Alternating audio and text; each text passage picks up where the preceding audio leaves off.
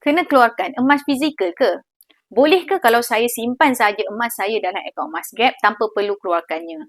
Baik. Konsep akaun Emasgap ataupun Gold Accumulation Program sama seperti akaun bank, cuma bezanya ia disimpan dalam bentuk gram emas. Jadi, soalan kepada bolehkah anda simpan emas tanpa keluarkan emas dalam akaun Emasgap? Jawapannya boleh. Simpanan emas dalam akaun Emasgap tiada had simpanan dan tiada cas walaupun banyak mana simpanan atau berapa lama anda simpan emas anda.